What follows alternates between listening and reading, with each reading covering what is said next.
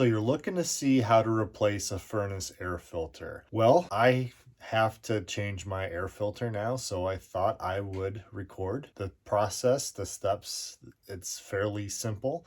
If you've never done it before, you've come to the right place. What better way to learn than to see somebody else do it? So I don't want to take for granted that there are folks out there who have never changed a furnace air filter before. So I'll give you a couple pointers and you should be able to navigate your way around changing your filter. So first and foremost, the most important thing is to turn off your thermostat and turn off your furnace.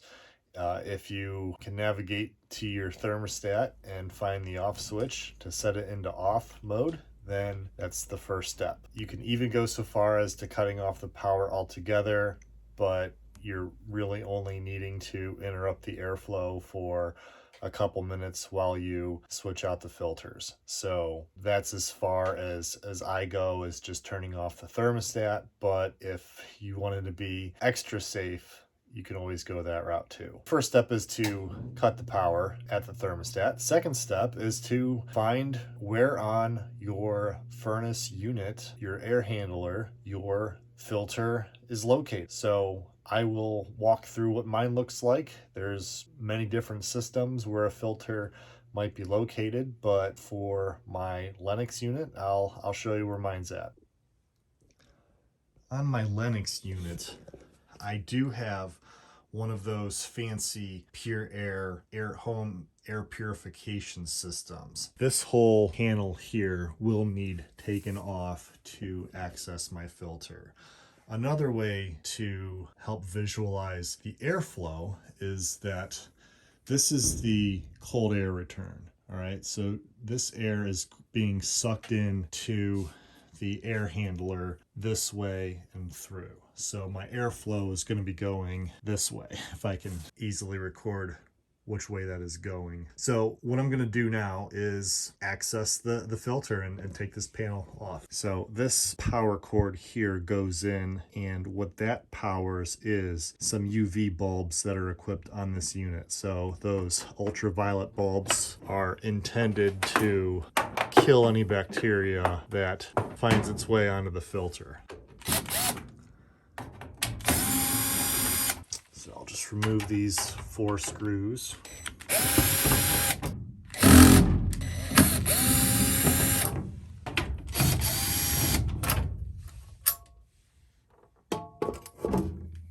there she is. You can see on the existing filter a diagram or an arrow for where the airflow goes. So as I was explaining before, cold air return sucks cold air in through your return vents, goes through the filter, and then air is either heated and conditioned, and then it goes up through your vents into your house. So it's all pulling in cold air to be then conditioned through the unit, whether you're heating or cooling. So we will remove the old filter.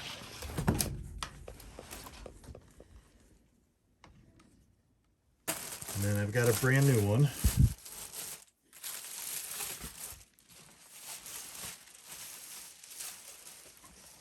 In which we will do a side-by-side. So that's a lot of dust. And I like to inspect just to make sure it's not damaged or deformed in any way. Got a little bit of crimping on that top corner, but it should be able to fit in just fine. All right.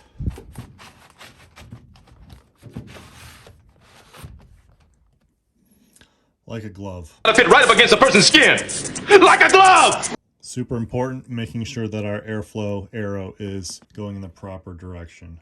One thing you might find helpful is to indicate and document the date in which you are replacing your filter. If I take a look back, it's been about a year. So So I would say it's not recommended to wait a full year. Now, candidly, I have removed that filter and blown it off with the air compressor. Probably not the best way to do it if you need to increase airflow in between the purchasing of a new filter. That 4-inch thick filter is every bit of $40-45, so they're not super cheap. However, it's probably best to at least change them once every 6 months, or at least that's the recommended interval for my HVAC unit here. So yours might vary, but I think 6 months is fairly common. But again, the more you change it, the better the air quality and the air movement in your household.